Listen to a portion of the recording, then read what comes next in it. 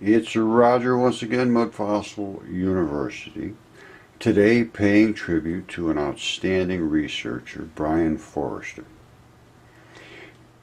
And he's done some outstanding research and has been totally ignored just like everybody else that is doing outstanding research. Now, he just did some very, very excellent work. I believe he had 9 experts working with him down in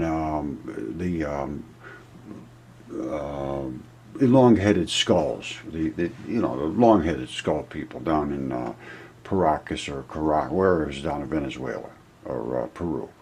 Now, and he did all this tests and DNA and analysis and where the people migrated it from and yada yada yada. Nobody showed up, and I was going back and forth with him the other day, and he said nobody's interested at all.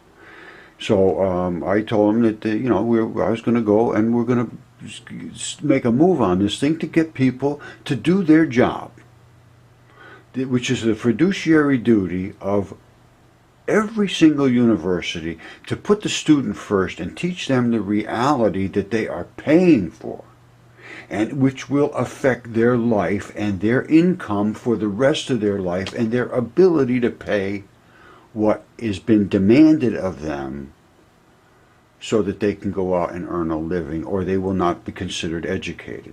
And the people that are educating them and telling them the truth have no interest in the truth and will not address things of a factual nature, like Brian's research with DNA, like my research with DNA, like his factual evidence and his factual artifacts, like my factual evidence, CAT scanned, DNA tested, validated in every single way that there is.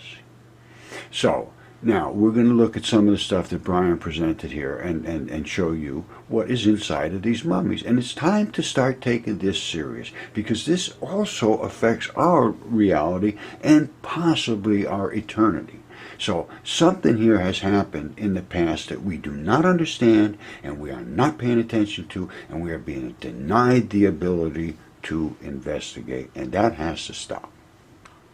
All right, now this is from Brian Forrester's Lost Ancient High Technology of Egypt 2017 update, Tanis and Aswan. Now, he goes all over the world and asks the correct questions. Now, so far it's been eluded, but now it is not elusive anymore.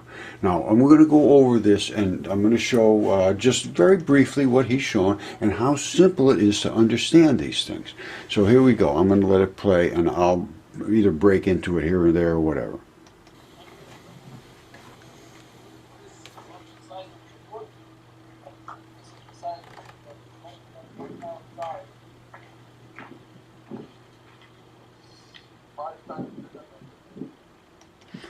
Well, you see, these are blood colors. Those are colors of blood. Now let's just keep going on.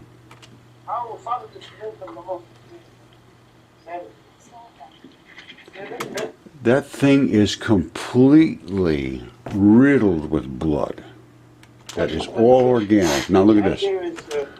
This is the bottom of the foot. That is the black blood from the vein side. The red is the arterial side. Now, pay attention to this. It ran, all of this blood ran out of here. This thing is literally decomposing.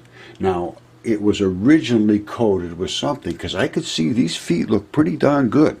Like, you would not suspect them to have been anything inside of them, I wouldn't say. Looking at the way it's attached and all this and how the structure is, you would not suspect this unless it had fractured and broken. So let's watch.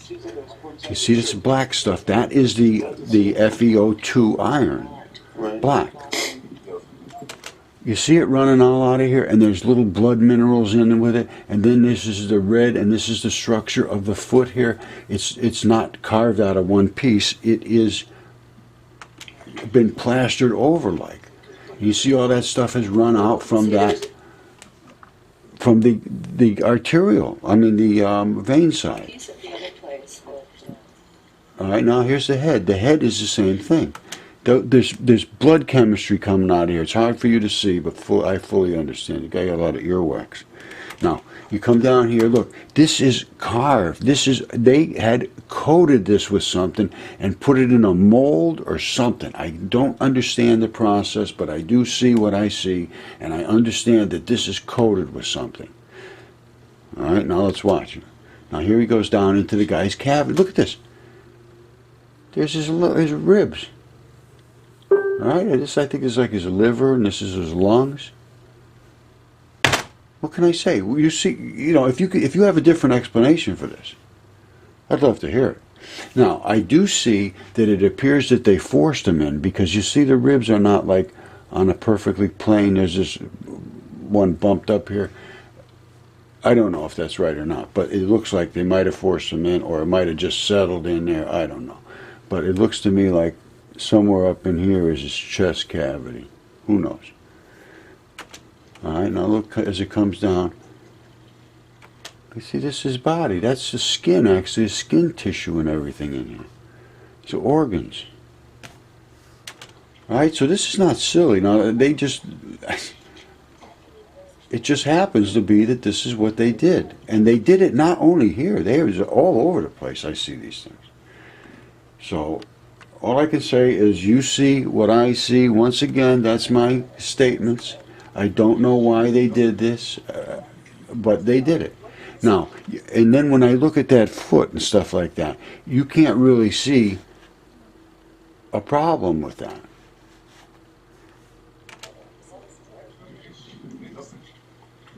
All right, now, I'm pretty sure that is, well, I'm positive that's where blood would leak out right from your foot and the back. It's no question. Now, how they did this, I don't know. But I would look at that and say, oh, that's just normal. I carved that. I understand what people are thinking, but the chemistry is undeniable. Blood, look at the red and the black blood. It's right there, and it's exactly where it would issue from your foot. That's exactly. You look at your own foot. That is very, very pronounced there. All of this stuff he's finding. That's black blood there, my friend. That is vein blood. Anyway, there's no sense to go any further. But my point being on this is that both Brian and I have been totally denied the reality of our discoveries, which is your discoveries. All right, it's not just me, it's not just Brian, it's not just, oh, we want all these things for ourselves. I couldn't care less. I want no money, I will accept no money. This is 100% to find out the truth, and it is being denied, and it's time to change that, and they are fiduciary failures, accepting exorbitant amounts of money for something that they will not back up. And we have the evidence to support what we're saying, and many other people do too. And it's time to hold these people accountable for their duties and what they are doing to the students. It's not fair. It's not fair. I have no horse in your race. I don't, I really want just truth. That's all I care about. Nothing else. Nothing else. Nothing else. If you come to me and say, well, let's look at this, I would just I'd shut up. It's okay, let's look at it. But that has not happened. In 6 years. It has not happened, and I have gone to them forcefully and been rejected, and demeaned, and dismissed, and ignored, and denigrated in every conceivable way. And now it is time for the tables to turn. Okay, quick word to the wise. A fiduciary is someone that is an individual or whom another has placed the utmost trust and confidence to manage and protect property or money, such as their ability to earn a future living and to buy property and to have money and have the ability to pay back the person that told them they were teaching them all truths and had no interest whatsoever in learning the truth their own self. So they had no ability to teach the truth. So they are fraudulent and grossly neglectful in that endeavor to be a fiduciary.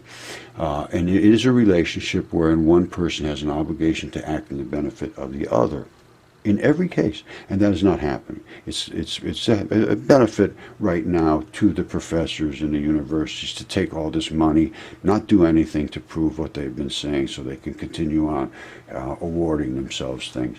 So that is the, and you know, of course, it's very, very detrimental to the students, absolutely terrible.